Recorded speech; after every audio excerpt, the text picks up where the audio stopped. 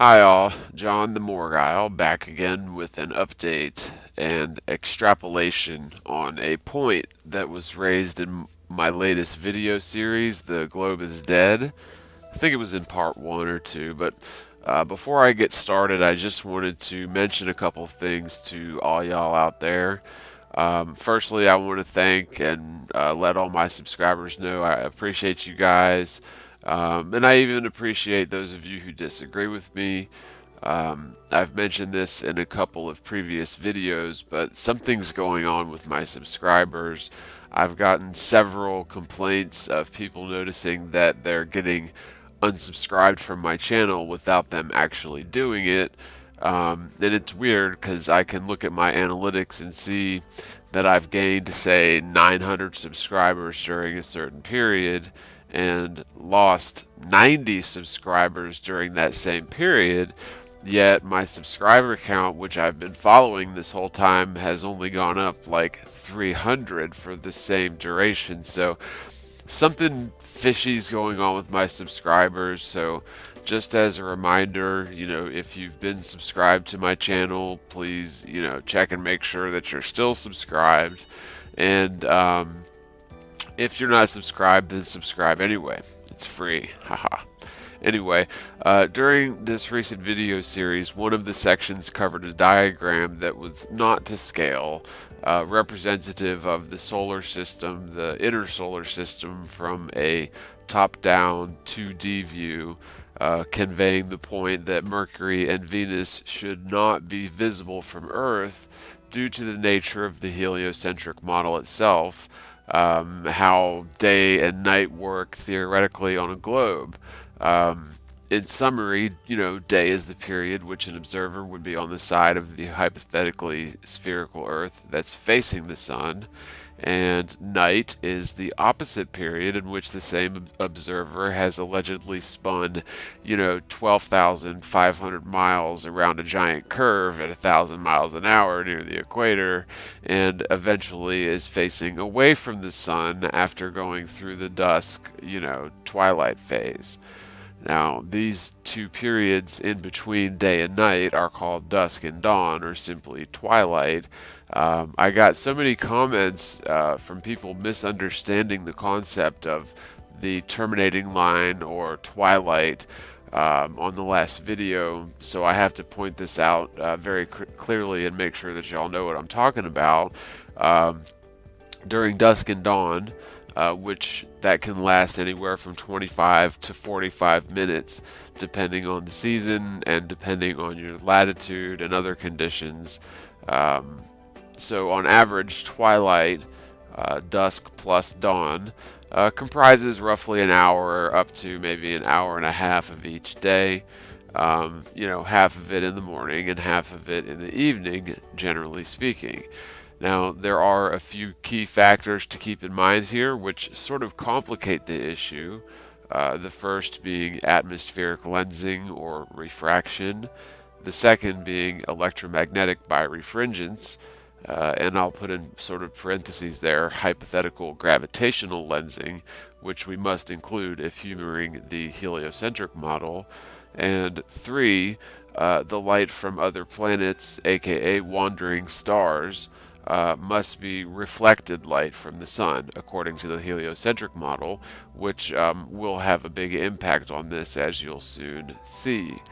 Now, we'll start with these few points in particular because they're an important foundation to start with before continuing. So, the first one,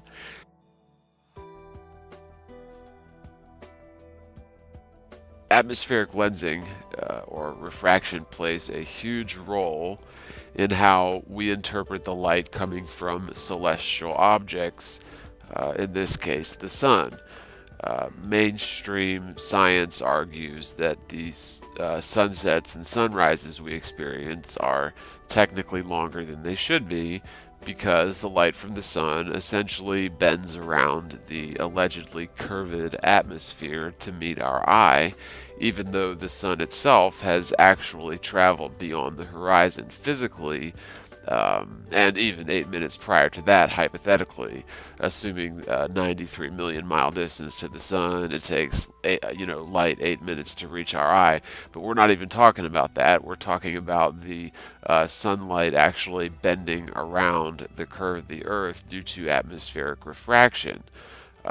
So we have two things here. We have an actual sunset, or a true sunset, which is not observed accurately, as it will occur first in reality. So the sun will actually set first from the ground in any model, in either model. Then a bit later, due to atmospheric refraction, amongst other things as we'll get into, but especially due to atmospheric refraction, after the sun has truly set, a bit later we then experience the apparent sunset due to the way light behaves when it passes through an atmospheric medium, essentially bending around the alleged curve of the Earth to meet our eye, even though the sun should not technically be visible, and continues to light the eastern portion of the sky, even on towards the western portion of the sky, once an observer has theoretically rotated beyond the true line of sight towards the sun. So in humoring the heliocentric model, we must assume that the twilight hours are always going to sandwich day and night due to the angle of the sun upon the observer. Now, we also must assume that daytime gets a little bonus on both ends, or a little advantage on both ends, since sunlight apparently, according to the heliocentric model, travels through the atmosphere along a curve, propagating further than it normally would, allowing us to see the sun for a longer period than it should technically be visible. Now, this is not a claim of mine, nor do I necessarily agree with it, the claim, but this is a claim of modern Earth science. Now, I totally agree that atmosphere bends light, but I disagree with the idea that the Earth is a sphere, and with the atmosphere being spherical. So I disagree with that. But I do understand the principles involved with atmospheric refraction, and that plays a big part in this, which we'll get into in a bit. But I just wanted to be very clear on this. What this essentially means is that the light from the sun is propagating through the medium of our atmosphere, creating an optical illusion. Whether the Earth is flat or spherical, it doesn't matter. This allows us to see sunlight for a longer period than if we had no atmosphere. Now, during the daytime, the atmosphere is rendered totally opaque to everything but sunlight and moonlight, so you can't see the stars or the wandering stars or the planets during the day. And the only celestial lights visible during the day are the sun and the moon. Wandering stars such as Jupiter or Venus or Mercury are visible in the twilight hours and for a short duration before sunrise and after sunset, and then of course at night after the sun has totally set, even after it has totally apparently set. Now, in terms of the apparent sun versus the actual sun that I've sort of just described, this is something that I've been trying to describe and promote, people to consider and get thinking about a lot on several live shows and even some of the videos that I've done. Now, I recently watched a video that described what I've been trying to explain perfectly. I think they really nailed it, and so I'm going to play a clip of this video and give special thanks and props to Dr. Zach. I really hope that Dr. Zach takes this as a compliment and does not try to give me a copyright takedown strike, as my use of such clips are legal under the Fair Use Act, and I hope that we flat earthers can stick together and freely sharing information, ideas, and footage. Fair use laws allow for use of video clips if they're being discussed for documentary, scientific, debate, or exploratory purposes altogether, and I will reserve my rights to exhibit this clip under the Fair Use Act. I doubt that Dr. Zach will try to pull this video. I really doubt it. I hope not.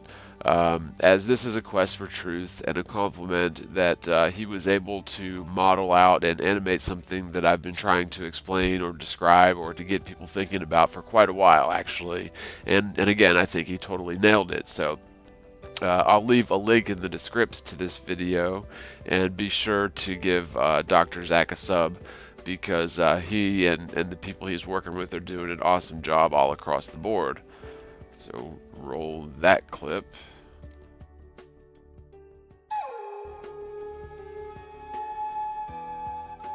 The flat earth model had a big problem, a very big one, and I think we solved that problem.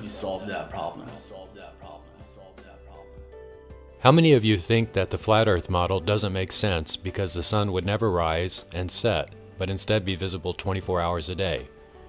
Welcome to the Steve and Dr. Zach Show. Now, if you ask any scientist about his opinion about the flat earth, he will ask you this: how do the sunrise and sunset work on the flat earth model? And the flat earther will answer, perspective. Well, that is not enough. I mean, perspective is just a little part of the answer, but it's not enough. So the scientist here debunks the entire model with one question. That was my only problem ever since I started to study this flat earth model. I knew it was not the only reason why the sun disappears the more it moves away from us, you know. And 15 months ago, I started to work on this with Chandra Seke, aka The Man, and then we teamed up with Steve Torrance, and together we solved this puzzle.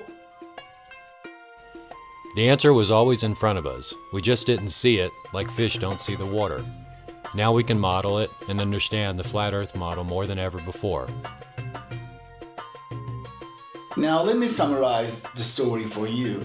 At the beginning, we thought about something that we could add to perspectives to understand how the sun works, because we were sure that perspective was not the only reason why the sun disappears behind the horizon line, but we were not sure if our theory would work, and we had no idea how to test it.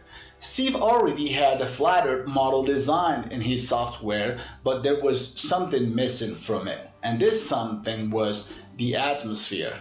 And we had no idea how to add this atmosphere to his model, if you know what I mean. If you take a look at any animation of the flat earth, the atmosphere is always missing. It's like drawing the flat earth in a vacuum of space. And this is why the sun never sets on the flat earth, because there is no refraction. Now my question is, have you ever seen an animation of the globe earth model with the effect of the atmosphere? I'm not talking about just drawing the clouds or the air. It's not just drawing them. It's how to make them work as they do in real life. You know what I mean? They know how the refraction works and they know how the atmosphere works, but they never add it to their animation, you know. And if they do, the sun would never set as they claim it does. And we can prove that too. Modern science claims that the apparent sun sets after the real sun because of the atmosphere and the effect of refraction.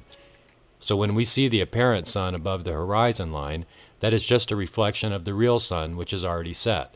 But when we added the atmosphere to the globe model, it did the same thing that it did on the flat earth model. The apparent sun goes down first, and the real sun follows it. That is contrary to the way refraction is normally presented. So the atmosphere is something that we can't ignore. It's like looking at the sun with your glasses on. The atmosphere is like a lens with no cover. We are like fish in the sea, you know. So the atmosphere can change the whole view of the sun. Now, in order to prove this, we had to add the atmosphere to Steve's model, but the question was how? It was not an easy thing to do, and by coincidence, Steve found out that his program is capable to model the atmosphere exactly how it is. So he took the data from the internet and built all the layers of the atmosphere, and suddenly the magic happened and everything started to make perfect sense. And when I say everything, I mean everything.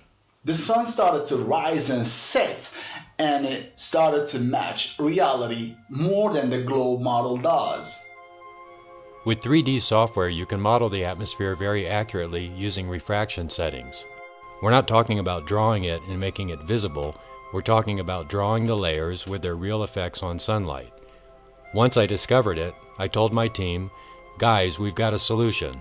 We can test the atmosphere's effect on the light. After we had everything fixed, we started to compare it with real life. We actually took some real sunset videos and compared them with both the flat earth model and the globe earth model. And guess what? If you play the 3 videos at the same time, you would not know where the flat earth model is, because it really looks like real live videos. Many scientists think that the flat earth model can't work because it can't represent sunrise and sunset. What are they going to say after studying this proof? Is it going to make sense to some of them now? They can't ignore the atmosphere, and all we did to make the flat earth model work was add the atmosphere exactly how science represents it. We didn't make it up. Now, solving this problem doesn't mean that we solved everything. We still have a problem with the elevation angles, because the sun that we see is not in its real position. What we see is just the apparent sun. So imagine the real sun is here and the fake sun is here. The shadow that you're gonna get is going to follow the apparent sun and not the real sun, and this is not what we want. Okay, so the elevation angle that you're gonna measure with the sextant or with any other tool is not the angle of the real position of the sun. It's just the angle of the apparent sun.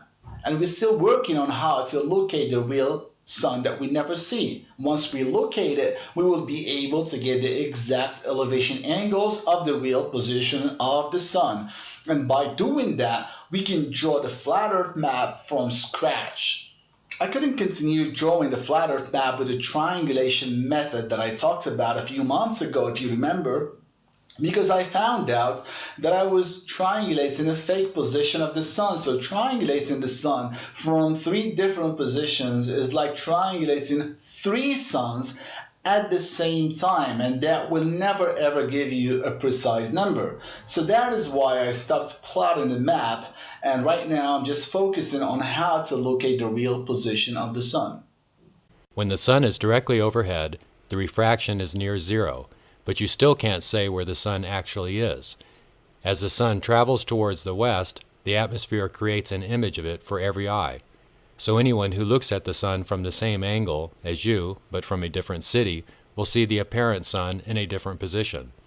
But no one can see the sun in its real position. So if you try to triangulate the sun, you will never get the exact distance. This is like trying to triangulate a rainbow.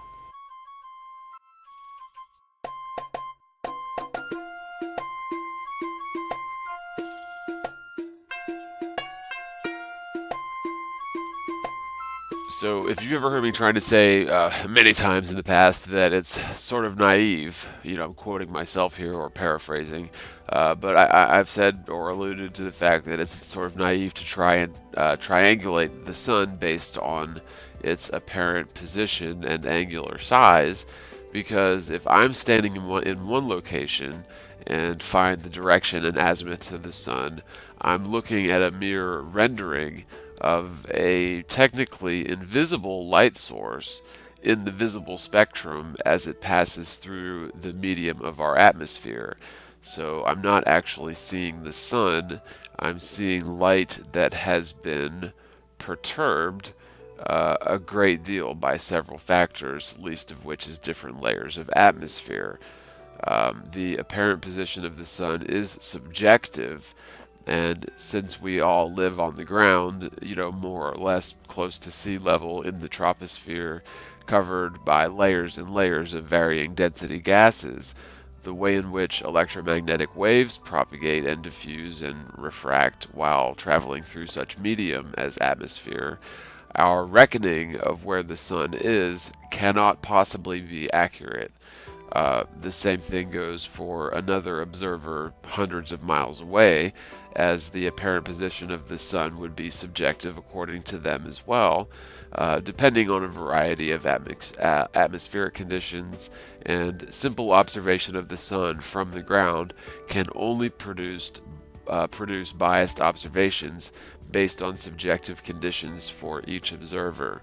And again, this is because the atmosphere itself sort of behaves as a convex lens, getting more and more dense as it gets further away from you. So if you can sort of think of like being in a thick fog, if you see fog at a distance, it seems very thick and dense, but when you get into the foggy area, you can see fairly well.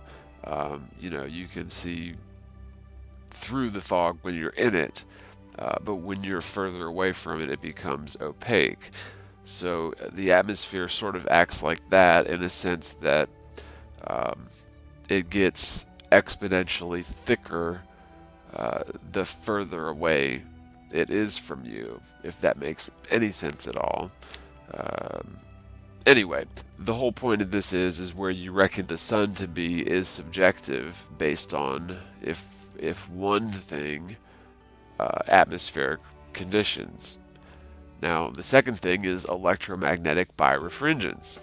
I would add that along with atmospheric refraction and how light waves behave when passing through physical media, such as varying layers of atmos plane, there's another major factor in play which will alter or distort our reckoning of where the sun apparently is at a given time, and that is, of course, electromagnetic birefringence. Due to the Earth's electromagnetic field, in either model, there is indeed a EM field.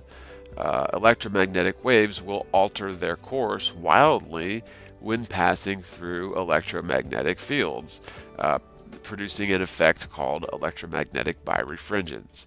Now, the easiest way to explain what birefringence is would be the good old spear fishing analogy.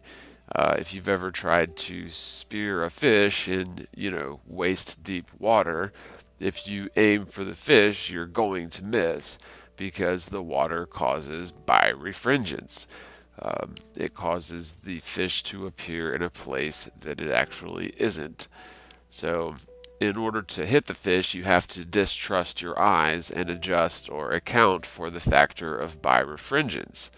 Now, at any rate, electromagnetic fields can have the exact same type of effect on light waves, meaning we have yet another factor which displaces or distorts our reckoning of the apparent sun, which cannot possibly be where the sun truly is. Humoring the heliocentric model, this electromagnetic field would need to be generated by molten metals, which is physically impossible as you cannot magnetize molten metals, but that's another discussion altogether. Assuming the globe generates an electromagnetic field somehow, this will certainly play a role in refracting light waves and allow for the apparent sun to linger for longer than it technically should, compared to a scenario where the Earth had no electromagnetic field or atmos plane. Now, I would add that in a flat Earth scenario, the electromagnetic fields really do lend credence to the idea that light waves coming from the sun are traveling in directions that we may not expect. We all think of sunlight, sort of as this perfectly rectilinear wall of light coming in, towards the Earth at the same angle. And then in the flat Earth model, we think of it, the sun as a single point in the sky, throwing off light at converging angles. But it seems like it's even a little more complicated than that in the flat Earth model, because the sunlight, or the apparent sun, or where we reckon the sun to be, appears to be subjective. Again, it's based on subjective conditions of where you're standing and the atmospheric conditions, electromagnetic conditions, and finally, if we're humoring the heliocentric model, we must also include gravity, as it is assumed that gravitational lensing also occurs, which would amount to yet another perturbation which bends light from the sun around the space-time warped by the Earth, allowing the apparent sun to linger for longer than it should, compared to a situation where gravitational lensing does not occur in theory. This is all, of course, theoretical, but we have to include all of the aspects of the globe Earth logic and laws in order to depict this properly in globe Earth terms. Have you ever watched the sunrise or sunset? Do you see an abrupt change from day to night where there's blue skies 1 minute and then just a few minutes later you have a sky filled with lots and lots of bright stars? Of course not. When the sun sets, gradually stars will start to pop into view, planets first. As the evening progresses, after twilight, more celestial lights are peppered overhead, most prominently starting in the west, furthest from the sun. And eventually, after sunset is complete, the number of stars appears to increase, and all the stars just, seem to get brighter and brighter for a time after that until you reach a certain point, an hour or two after sunset when, the stars will be at their brightest for the rest of the night. Now, similarly, as the sun begins to rise, we apparently see the refracted light from the sun first, showing us an apparent sunrise prior to the point when the sun has actually risen above the horizon. Then we have dawn, twilight, and finally sunrise. So the main point is there is a transitional period between day and night, which is a gradual phase and not an abrupt change. Furthermore, this phase is lengthened by conditions including atmospheric refraction, electromagnetic birefringence, and finally theoretical gravitational lensing if we're fully humoring the globe model. Now, this means that any beam of light that passes along the horizon has two forces, in quotes, forces if you will, pulling the light towards the ground or around a curve for argument's sake, and a third theoretical force also bending, these incoming light waves around the curve of the Earth, allegedly.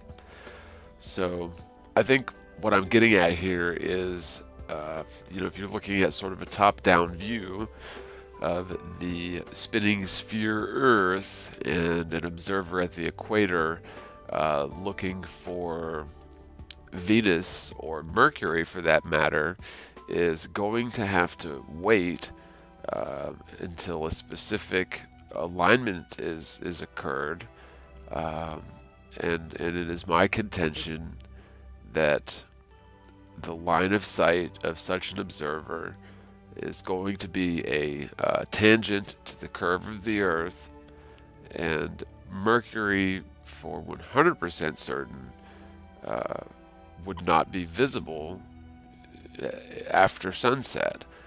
Mercury should be, if it could possibly be visible, would be always aligned to the daytime side of the Earth. Venus, it may come close, but we'll get into that in a minute because it's just blown out of the water. Totally. Now, another thing we need to consider, this is the third thing I mentioned, is before we really get into this, the light from the other planets, aka the wandering stars, so Venus or Mercury, this light must be light reflected from the sun if we're humoring the heliocentric model.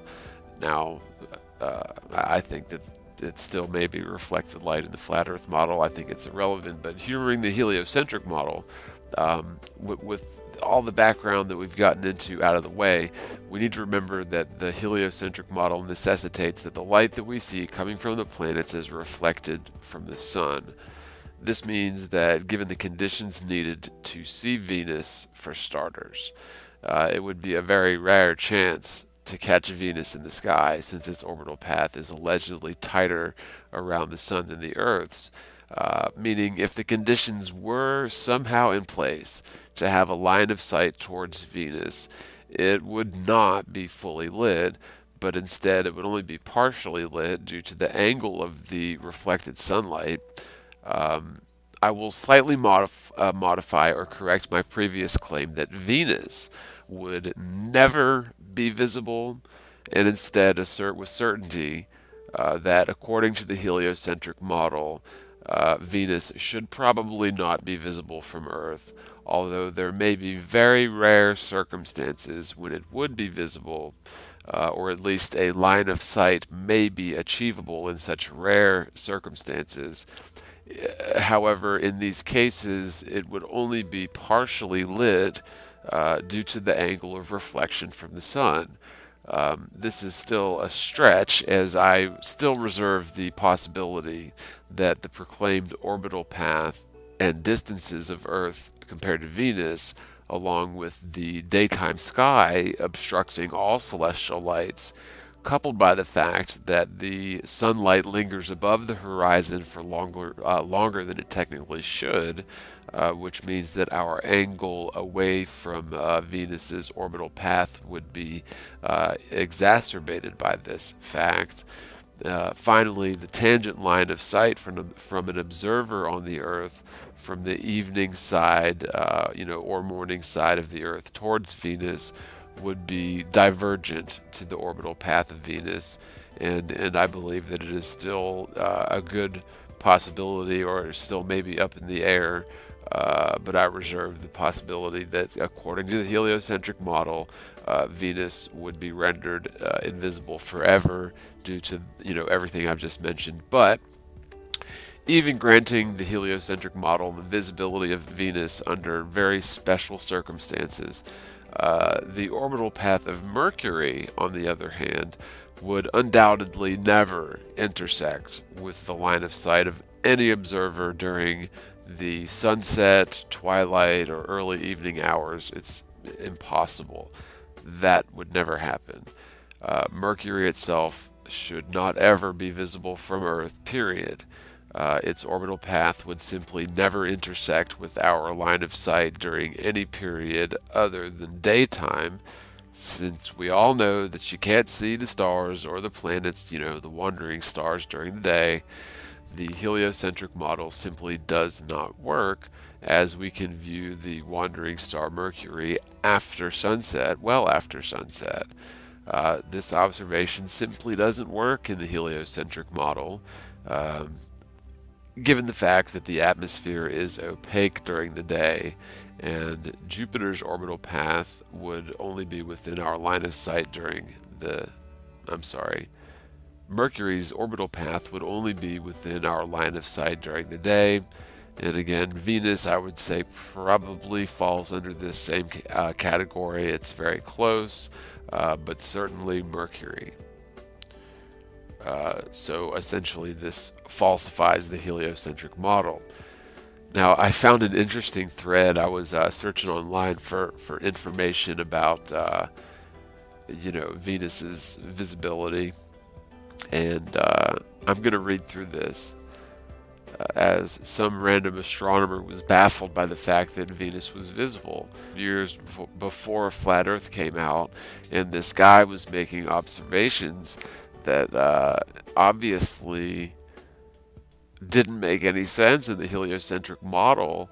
And what you'll see happen was people just sort of convinced him that they knew better and that he didn't have a point. But they totally didn't talk about Mercury. Okay, so I ran into this thread on a general discussion forum on giantbomb.com. I'll put a link in the description. But this was from 6 years, 5 months ago. I need an astronomer or a planetary science man to explain this to me, but apparently you can see Venus in the night sky. How does that even work? This story's explanation makes no sense whatsoever, and there's a link to the story that they give as to why it's possible that Venus is visible in the night sky. I read into it. It doesn't make much sense, like he said. I mean, and I'm continuing with the quote, at night the planet is dark because the surface we're living on is facing away from the damn sun. We see the moon because the moon is behind us as well as reflecting the light off the sun. But how is it possible to look at Venus when that bloody planet on an inner orbit? Like, logically, if you think about it, there's no way to look at Venus while we're away from its general direction, so there's no way for its light to even reach our faces. This is driving me nuts. Then you get a bunch of people who try to explain this away from him, and eventually, and the guy, like, you can read it for yourself. I'm not going to read the entire article, but I will link it up. The guy's making some pretty, interesting arguments. Again, this is not to scale. I'll go through something that's a lot closer to scale here in a minute. But if you notice, they don't show Mercury in this because indeed Mercury would be invisible, and as I've already mentioned, the angular size of Venus and Mercury, according to the laws of reality and how optics work, they would technically be too small to see by, especially Mercury, a 3,000 mile diameter object being visible a minimum of 77 million miles away. It's physically impossible, especially considering the darn thing would be, half lit or a quarter lit. With an indirect reflection is all that we would see of it if it could be seen. But just thought this article was funny. Check it out. Again, the Globers ultimately win and make the guy feel stupid and convince him that Venus would be visible from the night side of the Earth. Yeah, I thought it was funny because it was 6 years ago. This guy was really onto something.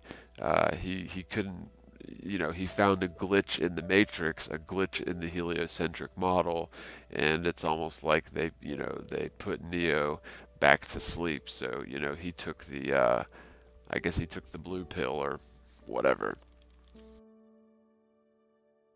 Now, this would be a little bit more to scale representation of the inner solar system with the again, this is all hypothetical, humoring the globe Earth model. This would be the Earth's orbit here.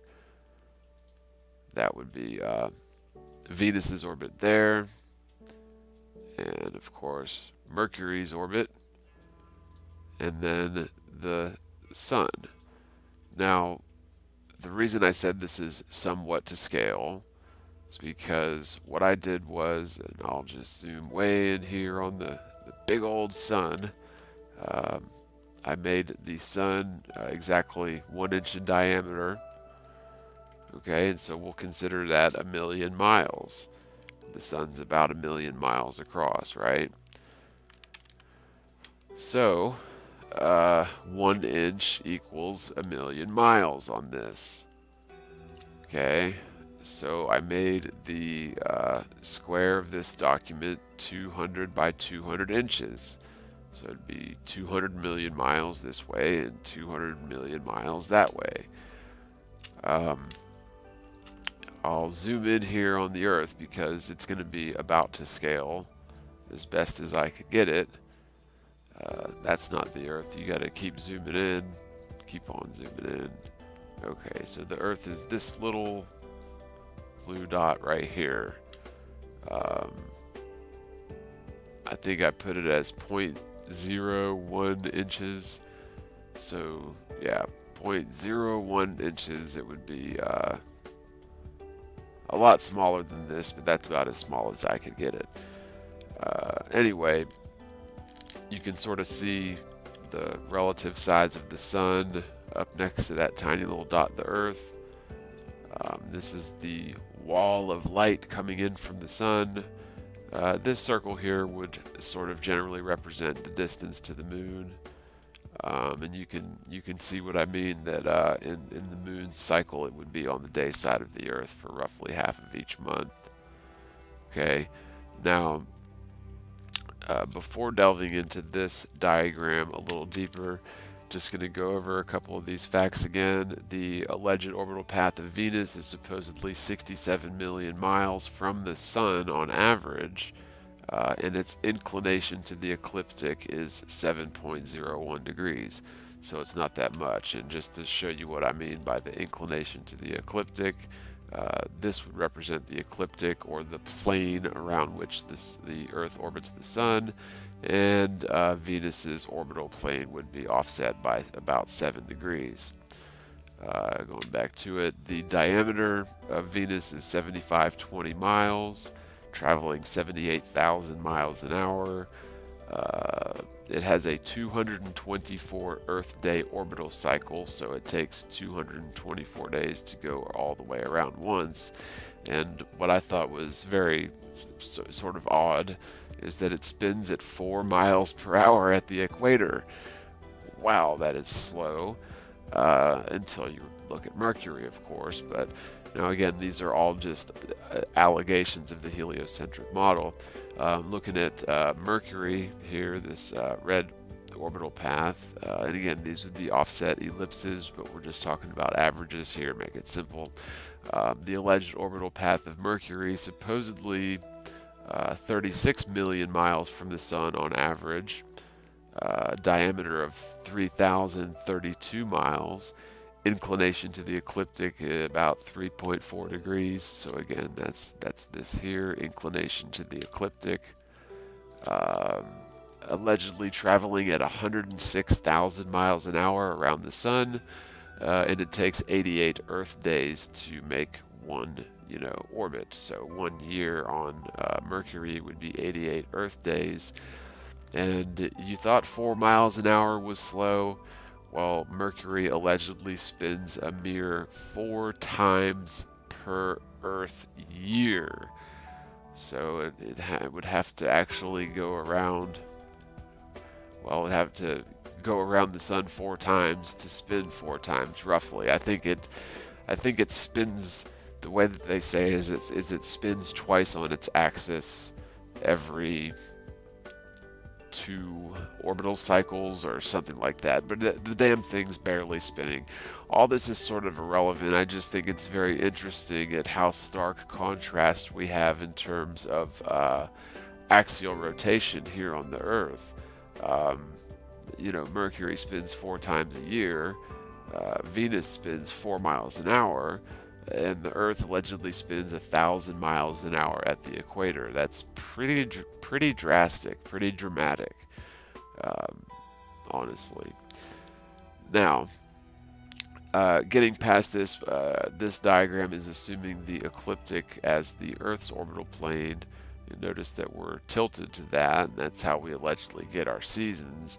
But actually, the diagram should look more like this, because allegedly the Sun is traveling at close to 500,000 miles an hour around the so-called galactic center, and all of these orbital paths, or the Earth's orbital path, is offset to the path of the Sun by 60 degrees. So to me, this really sort of defies gravity. It makes you wonder how the Earth, for example, is able to maintain this perfect plane of orbit relative to the Sun as the Sun is in motion. Now, I know everyone's going to say, well, it's gravity. But honestly, if you think of the Earth going around in a circle this way, passing out, in front of the Sun, then looping back around and coming, back in the opposite direction that the Sun's traveling, and maintaining this perfect plane of orbit, does not jive well with the idea that there's a constant tugging towards the center of this mass of the Sun. You would think that at some point these planes of orbit would start to, rotate this away, or, but no, they always essentially adhere to this plane of orbit, which is very, very odd to me, and, humoring the heliocentric model. And I know you're going to say that I don't understand gravity, but I do understand gravity, and I believe that it is you who claims that this isn't that big of a deal in an orbital sense. I would claim that you don't understand gravity. Gravity is supposed to be warping three-dimensional time-space and sort of creating a suction in all directions towards that center of mass, while that center of mass is traveling, and these tiny little objects are maintaining perfect.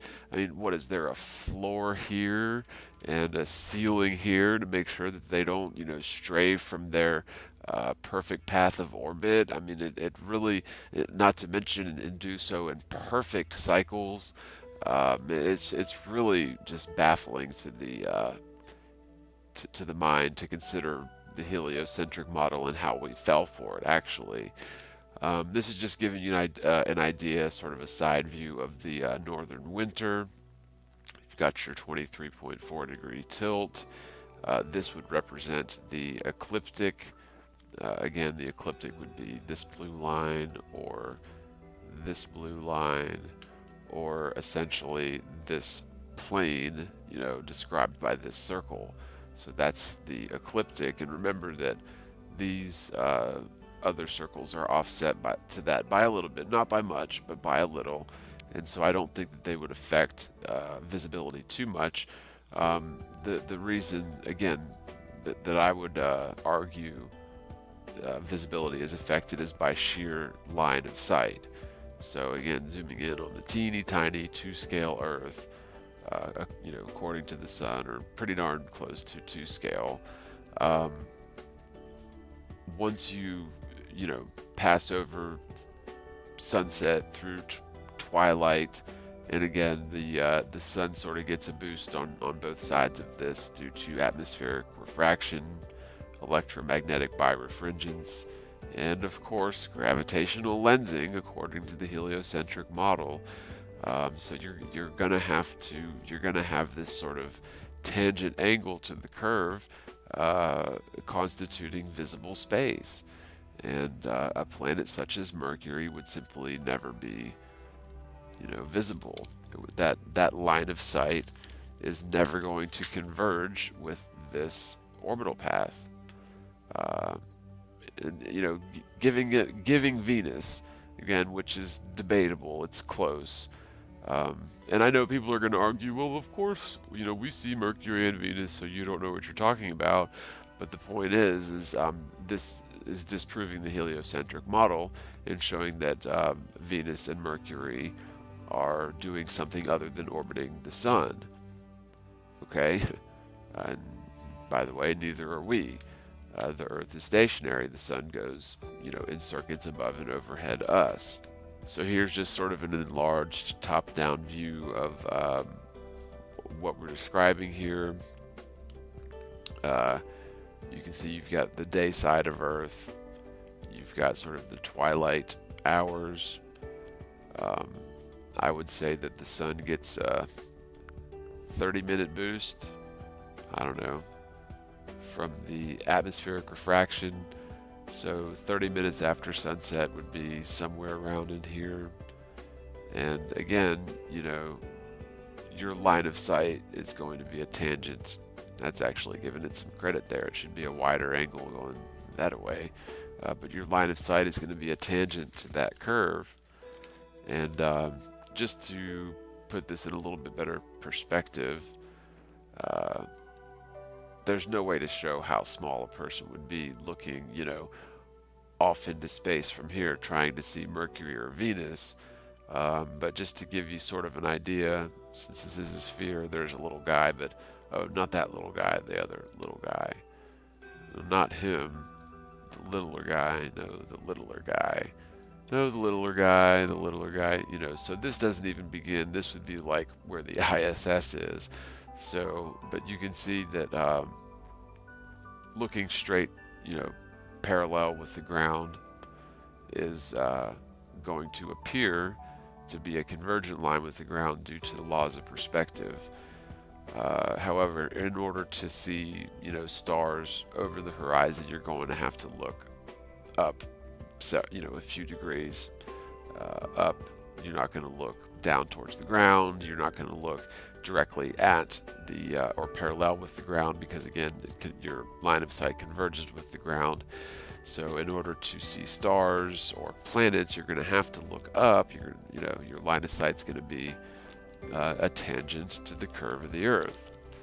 So just backing up all these little guys sort of gives you an idea of how small we, the observer, would be on this spherical Earth. And when you get over to, here, and you're trying to see around this huge curve, you're trying to see something that's, when you're trying to see something that is on the day side of this area, which is the day side, the orbital path of Mercury would never intersect. Now, again, when Venus is at its closest, it would be at high noon. And when it's at its furthest, it would be at high noon on the opposite side of the sun, right?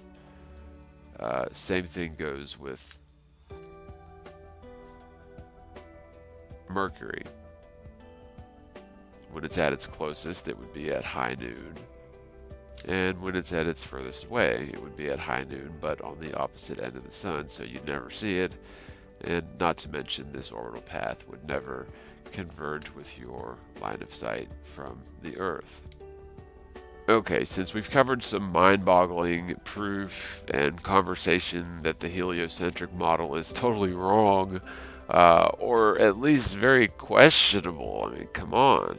If for no other reason than Mercury is visible at all, as it should certainly always remain hidden by the blue sky on the day side of the Earth. Regardless of any conditions you can possibly imagine, the planet Mercury should never have been discovered, and Venus may just fall under that bucket as well, but certainly Mercury. The reason I say the same could be argued about Venus, and I concede that there's an extremely minute possibility that Venus may be visible or at least aligned to the line of sight during the twilight or night hours in the heliocentric model. During extremely rare circumstances, Mercury, on the other hand, is 100% slam dunk in terms of falsifying the heliocentric model. This, of course, pales in comparison to the fact that we can see many of the same constellations 90 degrees overhead from the equator from season to season from somewhere on Earth, when technically, say, summer stars should exist southwest of the galactic equator, while winter stars should exist northeast of the galactic equator. Yet we can see all of the same constellations from season to season, again, even 90 degrees overhead from the equator, which is physically impossible in the heliocentric model. So this whole argument is an extension of this premise, merely adding another layer of observable proof that the heliocentric model has gotten it all wrong. Now, the smallest angle under which an object can be seen is upon an average for different sites at the 60th part of a degree, or 1 minute in space, so that when an object is removed from the eye 3,000 times its own diameter, it will only just be distinguishable. Consequently, the greatest distance at which we can see an object, say a coin that's an inch in diameter, would be 1 inch multiplied by 3,000, or about 250 feet. So if the diameter of Venus is 7,520 miles, the object would become too small to see at 22.5 million miles. Now, at its furthest, according to the heliocentric model, Venus is 162 million miles. That's way more than 7 times more than where it should vanish. Again, it would become too small to see at 22.5 million. At its furthest, it's allegedly 162 million miles. But that, of course, would mean, at its furthest, it would be directly behind the sun from our perspective. So it would be aligned to high noon on the opposite end of the sun. It wouldn't be visible under any circumstances at its furthest, even humoring the heliocentric model and assuming that planets do not obey the laws of perspective or the vanishing point based on angular size. This is all dictates objects disappear relative to their size at a given distance. Now, at its nearest point, and this is actually the nearest Earth ever gets to any planet, allegedly, according to the heliocentric model. Venus at its nearest point is 24 million miles. Remember, according to the laws of reality, Venus should literally disappear to the sheer distance involved and its size relative to that distance at 22.5 million miles. Yet at its very nearest, it supposedly gets to Earth about 1.5 million miles further than that. And even assuming there's some weird freakish scenario that we could somehow get a line of sight on Venus at high noon, we certainly couldn't see Venus at its nearest at night because technically, not only should it be too distant to see according to its angular size at the nearest point, but this would be at the high noon position of the Earth. Under any circumstances, the nearest that Venus is going to be at the high noon position according to someone standing on Earth, and would simply never be visible at the times when it's at its supposed nearest point, or any of the times leading up to and proceeding away from that point. Because it would be high noon, or 10 o'clock in the morning, or 2 o'clock in the afternoon. You can't see the planets during the day. So anyway, even then, even during the time when Venus is at its so-called nearest point, its angular size would render it invisible, even if you could see it during the day. The angular size would render it invisible due to distance, even at its nearest point. Again, when it's furthest from the Earth, it's on the opposite side of the sun at high noon, so it would certainly be invisible. And then for sure, because it's 162 million miles away, according to the heliocentric model. Now, at the very slim portion of its orbit, when I'm humoring the idea that Venus might be aligned, to an observer's line of sight after sunset, even in that bizarre, freakish scenario, which probably would never happen in a heliocentric model, it still couldn't possibly be visible due to its angular size and the distance to the planet, for crying out loud. Not to mention that the light coming from Venus is supposedly an indirect reflection from the sun. So it's not like we're looking at a full moon Venus. We'd be looking at like a crescent moon Venus or a half Venus at best. And so the angular size would be even smaller than it's, than what it should be, because you're not looking at a full-on reflection. And by the way, that indirect reflection would be less bright. I mean, this planet Venus should not be visible in a heliocentric model. Now, indeed, I stand by my assertion that Venus should never have been discovered if the heliocentric model is correct, as the conditions involved with the model do not allow for it to be visible due to the opaque atmosphere at the daytime, and the angles involved with the line of sight after sunset, and finally the angular size of Venus relative to the distance involved, made worse by the alleged indirect reflection we should be witnessing, when it is often one of the brightest objects in the twilight hours. On to Mercury. It's supposedly 3,032 miles in diameter, very tiny compared to the Earth and Venus. At its nearest, Globus claimed that Mercury is 77 million miles from Earth. That's at its nearest. 77 million miles. And at its at its most distant at 222 million miles.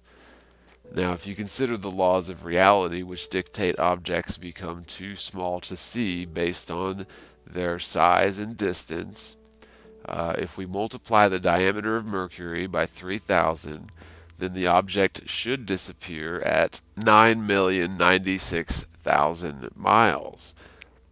Even in some freakish event or eclipse, since Mercury's path would always fall on the day side of Earth. Again, when it's at its nearest, it would be aligned to high noon. At its furthest, it would be on the opposite side of the sun at high noon. So there's simply no way we can see it during these periods. And again, due to the line of sight of the observer being a tangent to the curve of the Earth, and the orbital path of Mercury would simply never intersect with our twilight or nighttime hours under any circumstances.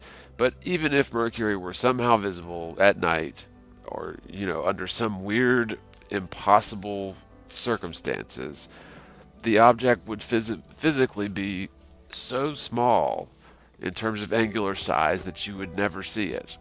It would be too small to see, and yet we can see it with the naked eye when it's a minimum of 77 million miles away and is only 3,000 miles in diameter. I mean, give me a break.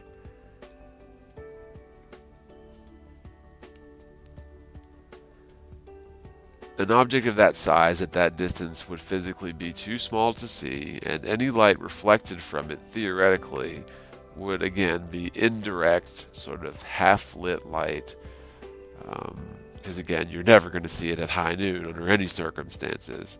But that light would attenuate into the background radiation many millions of miles before the light ever reached the Earth. Now, if you think that you can see an object that should disappear at 9 million miles from 77 million miles away, minimum, I think you need to get your head checked. Seriously.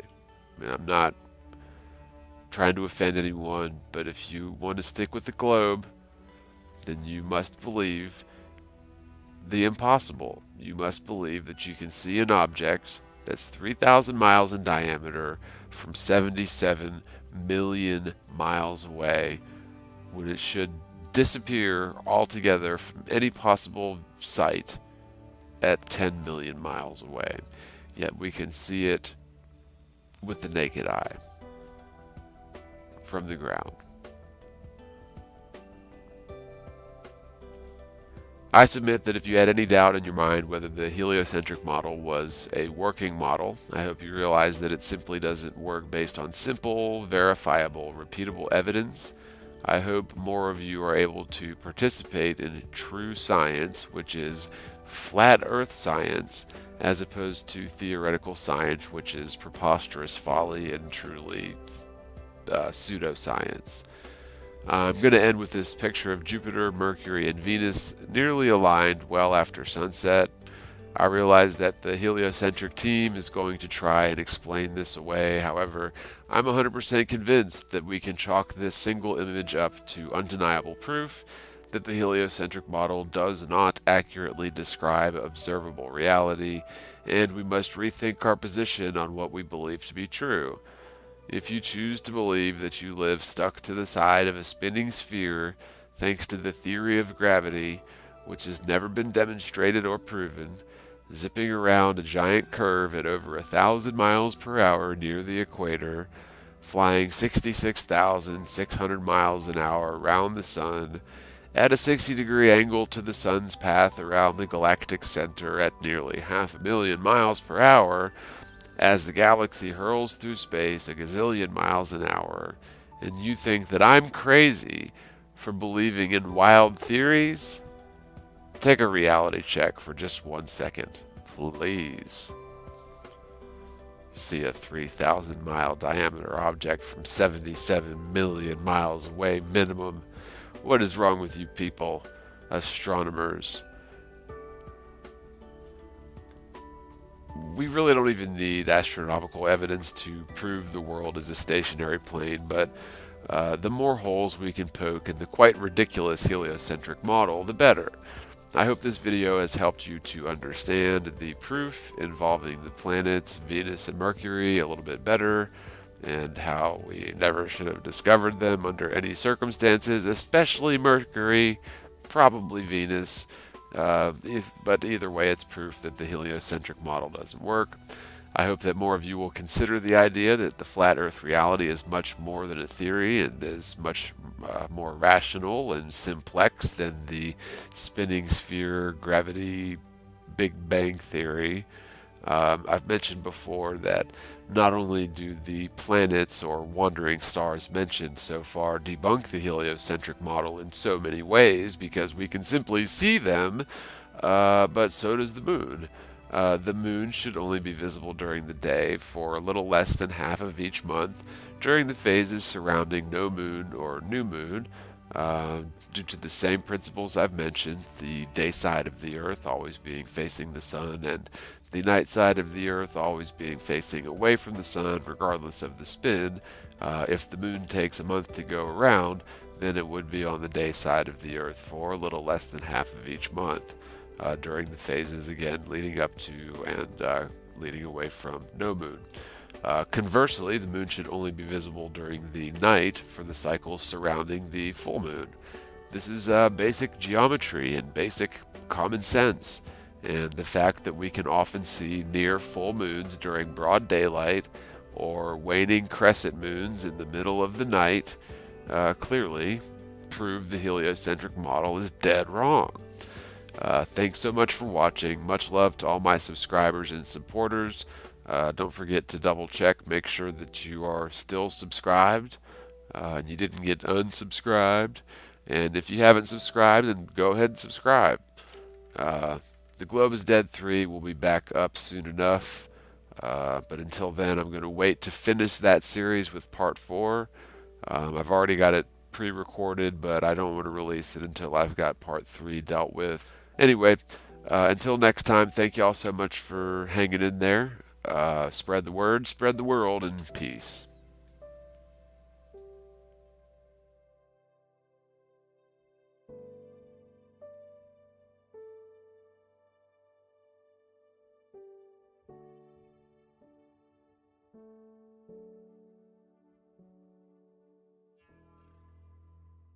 Medium essentially bending around the alleged curve of the Earth to meet our eye, even though the sun should not technically be visible, and continues to light the eastern portion of the sky, even on towards the western portion of the sky, once an observer has theoretically rotated beyond the true line of sight towards the sun.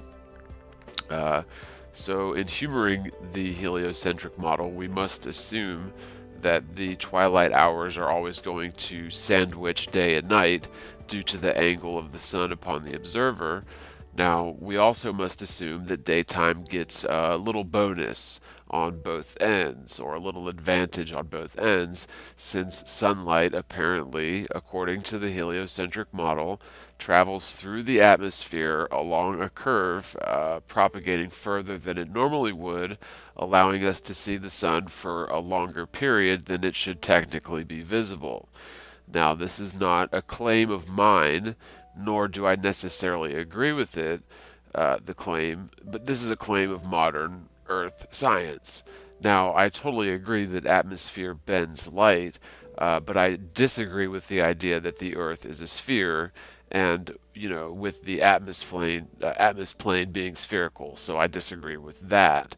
But I do understand the principles involved with atmospheric refraction, and that plays a big part in this, which we'll get into in a bit. But I just wanted to be very clear on this.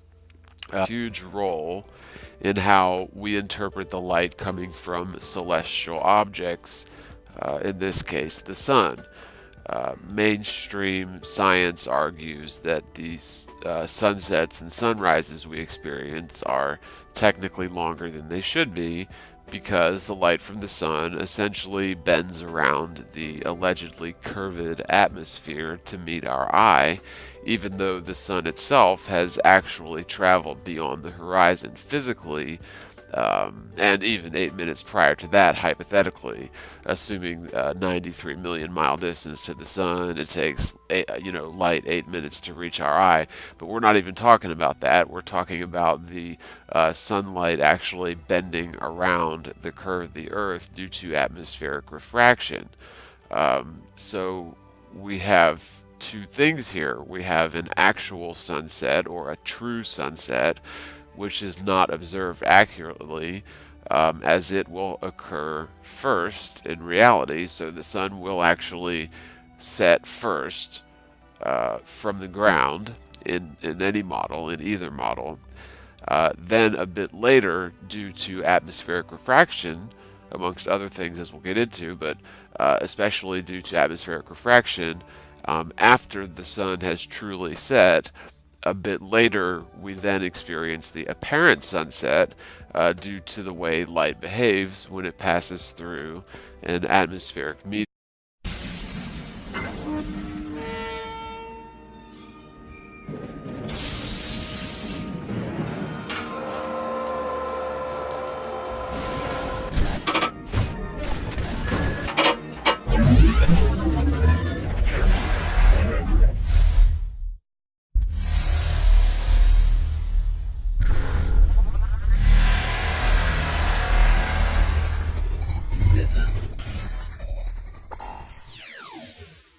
Hi all, John TheMorgile back again with an update and extrapolation on a point that was raised in my latest video series, The Globe is Dead.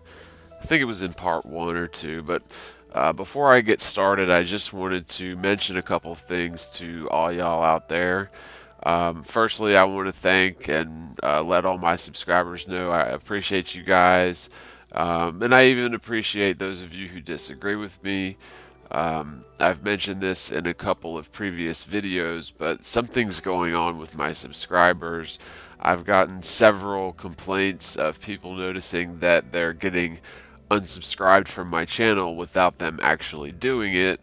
And it's weird because I can look at my analytics and see that I've gained, say, 900 subscribers during a certain period and lost 90 subscribers during that same period, yet my subscriber count, which I've been following this whole time, has or twilight on the last video. So I have to point this out very clearly and make sure that y'all know what I'm talking about. During dusk and dawn, which that can last anywhere from 25 to 45 minutes depending on the season and depending on your latitude and other conditions. So on average, twilight, dusk plus dawn, comprises roughly an hour up to maybe an hour and a half of each day. Half of it in the morning and half of it in the evening, generally speaking.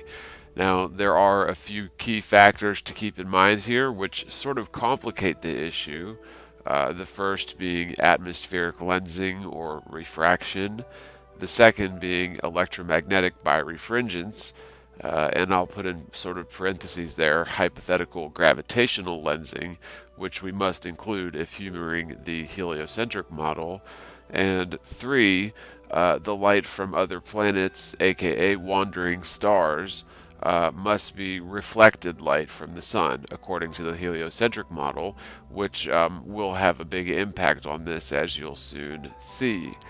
Now, we'll start with these few points in particular because they're an important foundation to start with before continuing. So, the first one,